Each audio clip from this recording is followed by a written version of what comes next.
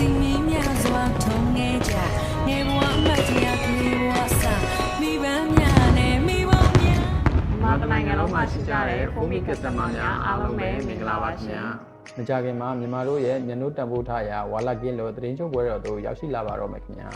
လင်းကျုပ်ခါသမယမှာစတင်ရေကိုစိတ်နေပြကျမချမ်းသာပြီးအနာရောဂါကင်းရှင်းကြပါစေ စိတ်သွားတိုင်းကိုပါပြီးလိုရင်ဆန္ဒတစ်လုံးတော်အားပြည့်စုံကြပါစေ လင်းကျုပ်လာပြညမှာထုံလင်းနဲ့ဒေါ်လာမင်းရဲ့အသိအောင်လို့ကိုစိန်ပါထုံလင်းတော့ပါကြပါစေ ညီမန်းထားတဲ့မျော်လင့်ချက်ပန်းနိုင်တွေကိုအရောက်လန်းနိုင်ကြပါစေ ဒီပါလက်လာဖားရည်လည်းဒီရေလာတိုးတက်ကြပါစေ သတင်းချုပ်မှာမိသားစုညီကိုမောင်နှမအစုံစုံညီညီတက်တိုင်ဝန်းဝန်းနဲ့ပျော်ရွှင်စွာဖြတ်သန်းနိုင်ကြပါစေ ဆရာယူနဲ့ညီမချက်တွေထပ်တူကြပြီးအမြန်ဆုံးဖြေလက်တင်နိုင်ကြပါစေ ဆရာကောင်းသမားကောင်းတွေရဲ့လမ်းညွှန်သင်များမှုနဲ့တောက်ကကောင်းမွန်တဲ့အနာဂတ်တွေကိုပိုင်ဆိုင်နိုင်ကြပါစေကြောင်း ဖုန်းမီမြန်မာမိသားစုမှာတရင်ကျစုမွန်ကောင်းတောင်းပေးလိုက်ပါရရှင်